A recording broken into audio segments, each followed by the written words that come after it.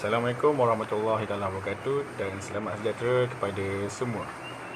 Kita akan membincangkan berkenaan dengan keselamatan makanan ataupun food security ketika dalam keadaan wabak. Kita sedia maklum bahawa negara kita serta seluruh dunia pada ketika ini mengalami satu wabak yang membunuh serta membahaya, iaitu coronavirus ataupun lebih dikenali sebagai COVID-19. Oleh kerana sekatan terhadap pergerakan dan juga perniagaan bukan sahaja berlaku di Malaysia, malah berlaku juga di negara-negara lain.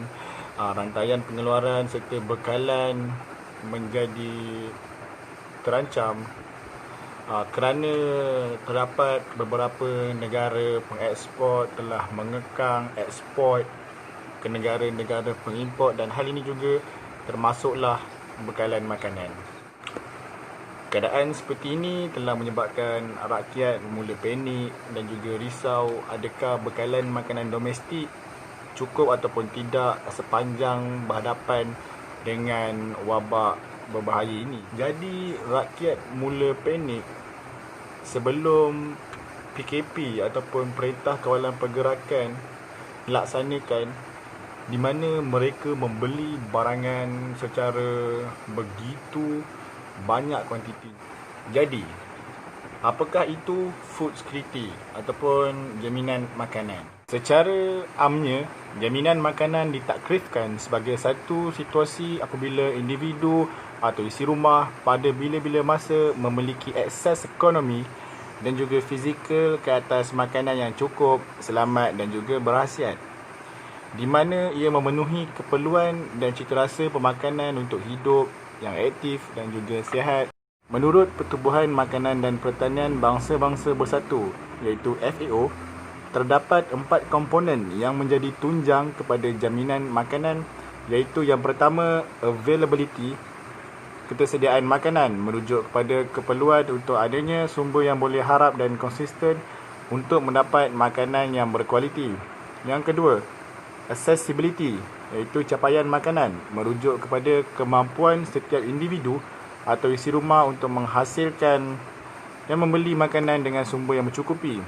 Yang ketiga adalah utilization, penggunaan makanan, mana yang merujuk kepada orang ramai mempunyai pengetahuan dan kesetaraan asas yang bersih untuk memilih, menyediakan dan mengedar makanan sehingga mampu menghasilkan nutrisi yang baik. Dan yang terakhir adalah stability, iaitu kestabilan makanan, di mana yang merujuk kepada keupayaan orang ramai untuk mengakses dan menggunakan makanan secara stabil dan berterusan dari semasa ke semasa. Okey Kuan, sejauh manakah pandangan anda terhadap food security negara kita di peringkat global? Dan pandemik COVID-19 akan memberi kesan kepada food security di dalam negara dan di luar negara. Okey, mengenai status di dalam negara, bekalan makanan terjamin dalam masa jangka masa yang pendek. Sekiranya penularan wabak COVID-19 ini berterusan dalam masa jangka yang panjang, akan menyebabkan negara Malaysia mengalami masalah kekurangan bekalan makanan yang berterusan. Kenapa saya berkata sedemikian? Menurut akhbar berita harian, rakyat Malaysia mula panik dan membuat pembelian secara besar-besaran semasa Perintah Pergerakan Kawalan Fasa 1 yang menyebabkan setengah tempat mengalami kekurangan bekalan keperluan harian. Di sini pembelian secara besar-besaran oleh rakyat akan menyebabkan dan punca di mana negara Malaysia akan mengalami masalah kekurangan bekalan makanan dalam masa jangka masa yang akan panjang pada masa hadapan. Begitu juga di dalam status negara luar, di mana mereka juga pada mulanya mengalami masalah kekurangan bekalan pada mulanya, akan tetapi mereka dapat mengawal secara berterusan apabila mereka dah tahu teknik atau cara yang mereka amalkan untuk mengawal bekalan makanan di negara mereka.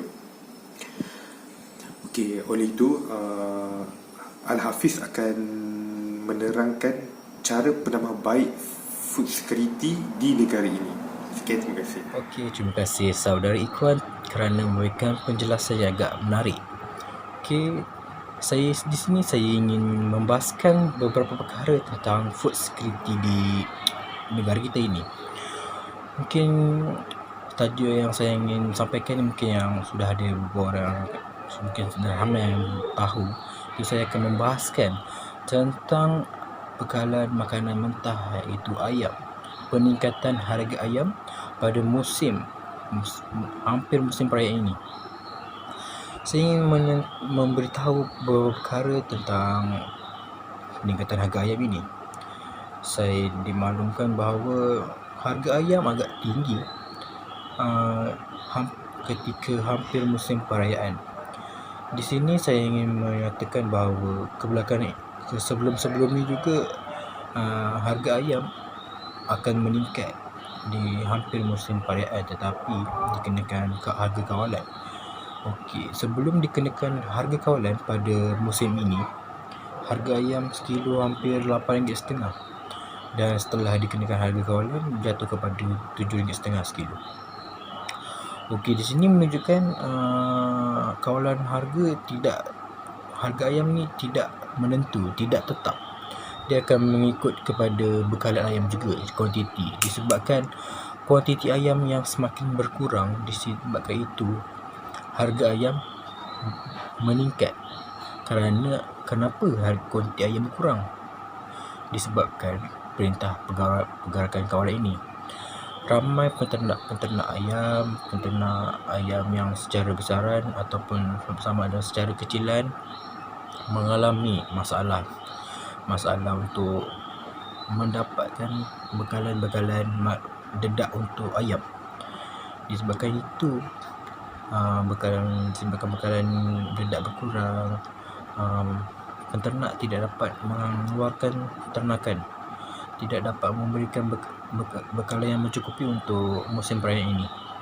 Ditambahkan lagi dengan KP ini, harga ayam agak tinggi sebelum dikenakan harga kawalan. Di sini saya ingin memberikan penambahbaikan untuk mengatasi masalah-masalah ini supaya masalah ini tidak berlaku lagi.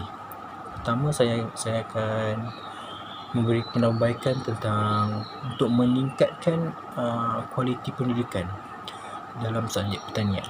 Contohnya, mungkin ada yang bertahu di subjek pertanian mempunyai subtopik penternakan poultry. Okey, saya amat menggalakkan subjek ini. Saya amat suka subtopik berkenaan penternakan poultry ini kerana ia menggalakkan pelajar-pelajar, menggalakkan remaja-remaja, menggalakkan orang-orang muda sekarang untuk melakukan penternakan ayam ini.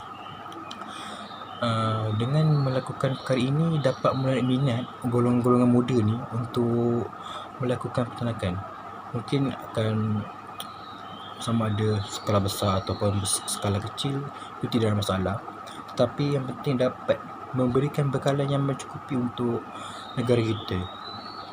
Betul lagi dalam situasi yang macam sekarang ini, PKP. Kalau bekal ayam kurang, ia akan menjejaskan bekalan makanan negara kita, sebab ayam merupakan bekalan daging yang utama di Malaysia. Mungkin